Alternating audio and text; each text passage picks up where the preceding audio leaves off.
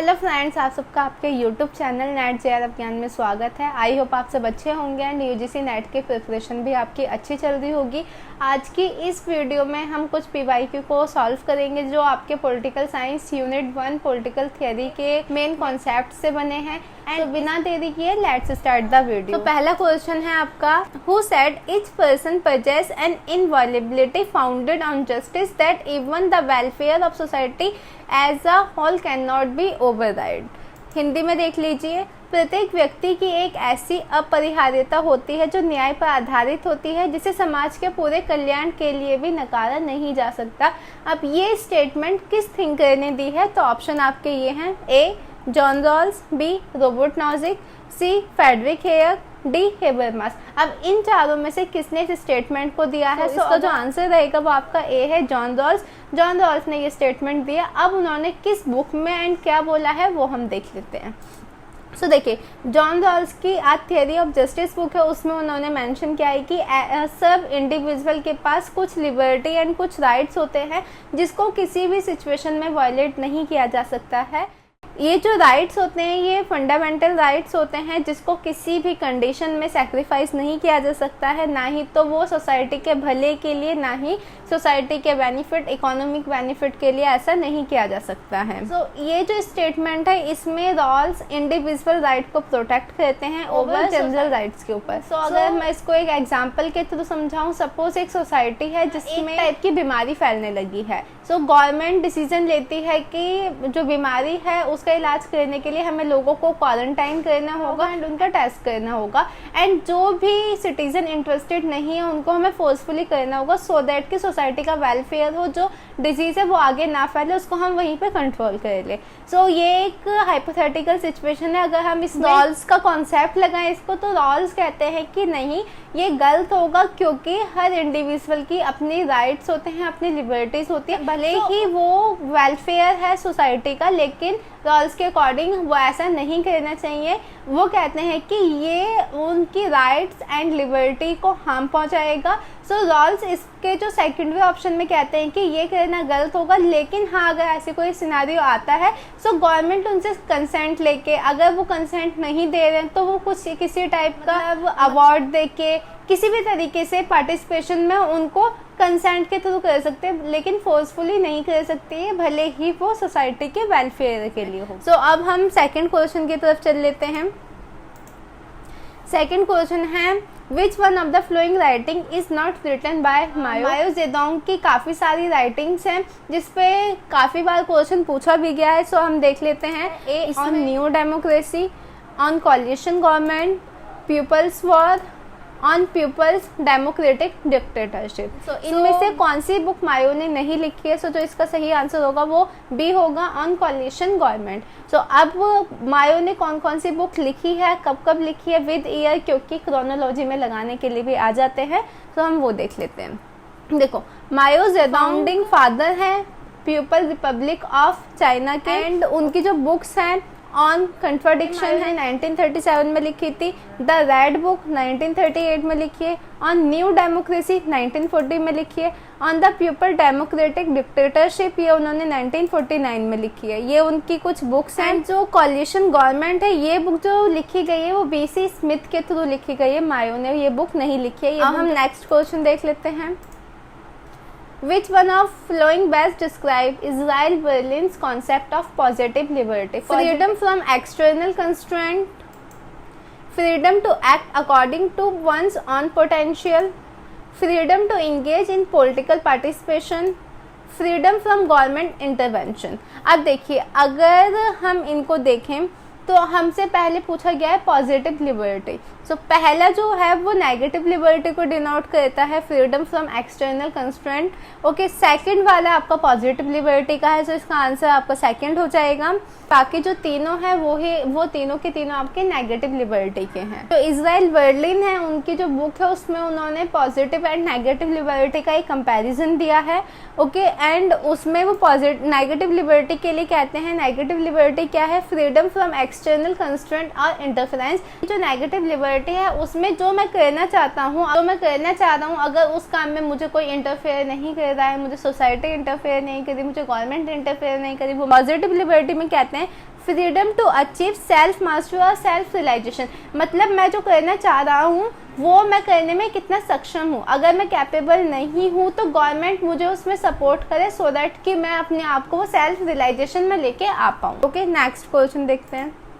In John Rawls' theory, the veil of ignorance is used to ensure absolute freedom for individual. Second, fairness and impartiality in the formation of social principle. Third, protection of property right. Fourth, the preservation of cultural heritage. अगर आप इन चारों में देखेंगे तो second option आपका सही है। अब वेल ऑफ इग्नोरेंस क्या है एक बार हम उसको भी देख लेते हैं। सो सेकंड ऑप्शन आपका सही है, fairness and impartiality in the formation of social principle. देखिए, जॉन रॉल्स ने जो वेल ऑफ इग्नोरेंस का कॉन्सेप्ट दिया है वो डिज़ाइन किया गया है कि वो जस्ट सोसाइटी का फॉर्मेशन कर पाए। जो ये कॉन्सेप्ट वो लेके आए थे वेल ऑफ इग्नोरेंस, वो किस लिए लाए थे कि जो पर्सनल बायस हैं उनको, सेल्फ इंटरेस्ट को रिमूव करके एक हम जस्ट सोसाइटी बना सकें जिसमें वेल ऑफ इग्नोरेंस रखा गया सो दैट कि जो लोग हैं उनको अपनी रेस ना पता हो, जेंडर ना पता हो, सोशियो इकोनॉमिक स्टेटस ना पता हो, ओके, और पर्सनल कैरेक्टरिस्टिक्स उन्हें ना पता हो, क्योंकि इनके बेसिस पे कहीं ना कहीं बायसनेस ना आ जाए, लोग अपने बारे में ना सोचने लगे। इसलिए वो कहते हैं कि हम सोसाइटी बनाएंगे तो हम एक अज्ञान के पर्दे के पीछे लोगों को छुपाएंगे जिसमें लोग को नहीं पता होगा कि उनकी कास्ट क्या है, उनकी क्लास क्या है, उनका सोशियो इकोनॉमिक स्टेटस क्या है। वो जो रूल्स बनाएंगे, रेगुलेशन बनाएंगे, वो सबके भले के लिए बनाएंगे सो दैट कि उनका भी भला हो, क्योंकि उनको उस टाइम पे ये नहीं पता होगा कि उनकी सोशियो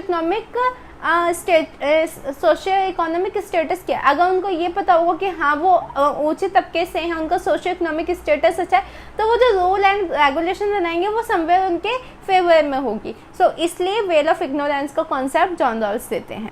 नेक्स्ट क्वेश्चन देख लेते हैं। Habermas is known for his theory of social contract, communicative action and public sphere, political realism and utilitarianism. So Habermas ने इनमें से कौन सी थियरी दी है? सो जो इसका राइट ऑप्शन होगा वो आपका बी है, communicative action and public sphere.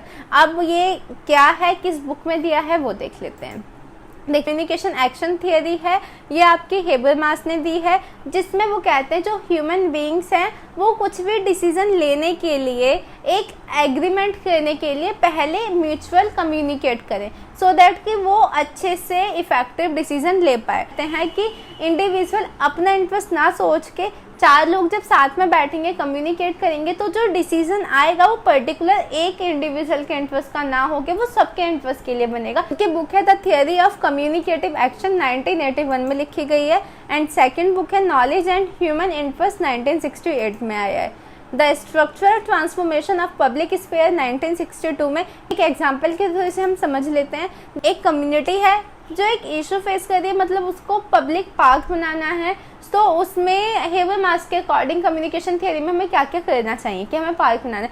सबसे पहले हमें इंक्लूसिव डायलॉग्स, मतलब हमें सब जो भी सोसाइटी के मेंबर है वो सब बैठ के डायलॉग्स करें एंड डिसाइड करें कि पार्क किस लोकेशन में होना चाहिए, डिज़ाइन क्या रहेगा, रैशनली सोच के म्यूचुअल डिसाइड करें कि किसी पर्टिकुलर इंटरेस्ट में ना जाके सबके इंटरेस्ट में, मतलब पार्क ऐसी जगह पे होना चाहिए जिसका यूज सब कर सके। ओके, एंड जब सब कंसेंस कर दे कि सबका कंसेंट आ गया है, आफ्टर दैट पार्क बनने का फाइनल डिसीजन लिया जाए। सो हेबरमास कहते हैं कि जब भी हमें कोई डिसीजन लेना हो तो वो हमें अपना इंडिविजुअल इंटरेस्ट ना देख के एक हमें डायलॉग करना चाहिए जिसमें जो भी उससे अफेक्ट होंगे वो सब उसमें इंक्लूड हो। आफ्टर दैट जिस पे सबका कंसेंट हो उसके अकॉर्डिंग काम हो। तो सो अगर ऐसा काम होगा तो उसमें पर्टिकुलर इंटरेस्ट नहीं रहेगा। ओके, नेक्स्ट क्वेश्चन देख लेते हैं। कैबलीज concept of virtue primarily refer to. Option है moral virtue necessary for good governance, the qualities and skills needed for political leadership, the concept of political equality, the practice of democratic deliberation. अगर इन चारों में option देखा जाए तो B option आपका सही रहेगा। वर्च्यू का कॉन्सेप्ट दिया है वो द प्रिंस जो उनकी बुक है मैकियावेली की, उसमें उन्होंने डिटेल में डिस्कस कर रखा है। कहते हैं जो वर्च्यू का हम मीनिंग निकालते हैं मॉरल एथिकल सेंस में, तो वो मैकियावेली इस सेंस में वर्च्यू का मीनिंग नहीं लेते हैं।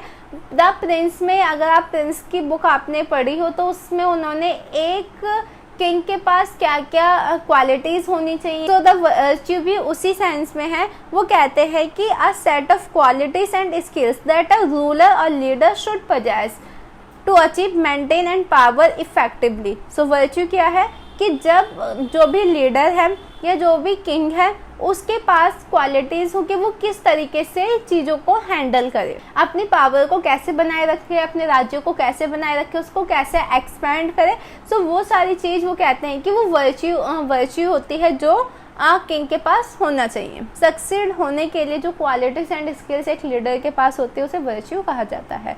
सो अब नेक्स्ट क्वेश्चन देख लीजिए। Max Weber's concept of authority includes all of the following except. अब मैक्स वेबर ने जो अथॉरिटी का कॉन्सेप्ट दिया है उसमें क्या क्या चीज़ इंक्लूड है। पहला traditional authority, charismatic authority, legal rational authority, revolutionary authority. So अगर आपने मैक्स वेबर का कॉन्सेप्ट पढ़ा होगा तो आपको पता होगा कि उन्होंने 3 टाइप की अथॉरिटी की बात की है, जिसमें रिवॉल्यूशनरी अथॉरिटी की बात वो नहीं करते हैं। मैक्स वेबर अथॉरिटी का कॉन्सेप्ट देते हैं ये समझने के लिए जो पावर है, लेजिटिमेसी फंक्शन है, वो अलग अलग सोशल स्ट्रक्चर में कैसे वर्क करता है। सो वो अथॉरिटी का कोई एक मॉडल ना देके वो 3 कैटेगरीज में अथॉरिटी को डिवाइड करते हैं जो अलग अलग सोशल स्ट्रक्चर में दिखती है। पहली ट्रेडिशनल अथॉरिटी। ट्रेडिशनल अथॉरिटी में मतलब लाइक मोनार्की में हम देख सकते हैं कि मोनार्की में पहले राजा होता है, राजा के बाद उसका बच्चा आ जाता है, राजकुमार आ जाता है, आफ्टर दैट उसके डेथ होते तो उसके मतलब एक ही पीढ़ी के लोग आते रहते हैं। पैट्रियार्की वहाँ दिखती है। तो वो कहते हैं कि जो ट्रेडिशनल अथॉरिटी है उसमें क्या होता है कि एक ही फैमिली के लोग, जो हम पहले टाइम में देखे जब मोनार्क वगैरह होते थे, सो उस टाइम पे ट्रेडिशनल अथॉरिटी काफ़ी चलन में थी। सेकेंड वो कहते हैं करिस्मेटिक अथॉरिटी। इसमें वो कहते हैं कि जो पर्सनल क्वालिटीज़ होती हैं उनके मतलब जो दूसरों से उन्हें डिफरेंट बनाती हैं उसके बेसिस पे उनको लीडर माना जाता है। सो वो किस में आ जाते हैं, करिस्मेटिक अथॉरिटी में, जिसमें महात्मा गांधी हो गए, मार्टिन लूथर किंग जूनियर हो गए। सो ये सब लोग हैं जो करिस्मेटिक अथॉरिटी में माने जाते हैं। और जो तीसरी अथॉरिटी होती है जिसका वो खुद सपोर्ट करते हैं वो रैशनल लीगल अथॉरिटी, जिसमें जो सिस्टम होगा, जो अथॉरिटी होगी वो करिस्मेटिक या ट्रेडिशनल ना हो के वो रूल्स एंड लॉ के अकॉर्डिंग चलेगी, लॉ को फॉलो करेगा। जो कैपेबल होगा वो पर्सन ही वहाँ पे आएगा, उस पर्सन को ही लेजिटिमेसी होगी कि दूसरों पे वो रूल कर सके। ओके, सो ये होता है रैशनल लीगल अथॉरिटी जिसका मैक्स वेबर सपोर्ट करते हैं। नेक्स्ट क्वेश्चन देख लेते हैं। Which of the flowing best describe max weber legal rational authority. अभी हमने पीछे देखा है कि लीगल रैशनल अथॉरिटी होती क्या है। सो इन स्टेटमेंट में से कौन सा इसको ज़्यादा अच्छे से डिनोट करता है। Option 1 authority based on tradition and custom. So ये वाली किस में जाएगी, ट्रेडिशनल अथॉरिटी में जाएगी। Second authority based on personal charisma, तो ये किस में जाएगी, करिस्मेटिक अथॉरिटी में जाएगी। Authority based on system of rule and law, जो रूल एंड लॉ के अकॉर्डिंग होगी तो वो किस में जाएगी, लीगल रैशनल अथॉरिटी में जाएगी। फोर्थ है authority based on revolutionary leadership. So ये कोई उन्होंने बात की ही नहीं है। सो इसका जो सही आंसर होगा वो सी होगा। Next question. The concept of communicative rationality is primarily associated with which political theorist. अभी हमने थोड़ी देर पहले ही इसको डिटेल में डिस्कस किया है। सो आई होप आपको इसका आंसर पता होगा। मिकाइल फूको, बी हेबरमास, सी हर्बर्ट मार्क्यूजे, एलेक्स दे टाकविले। सो इसका जो आंसर है हेबरमास, अभी हमने पीछे ही डिटेल में डिस्कस किया है। आई होप आपको ये वीडियो अच्छा लगा हो, आपकी हेल्प हो पाई हो एंड इससे आपको एक अंदाज़ा भी लग गया होगा कि अभी जो आपकी परफॉर्मेंस है वो कैसी है, आप इसमें कितने क्वेश्चन सही कर पा रहे हैं, क्योंकि इसी टाइप के क्वेश्चन आपके पेपर में पूछे जाएंगे। अगर कोई भी डाउट है तो आप मुझे कमेंट कर सकते हैं। Thank you for watching this video. Have a nice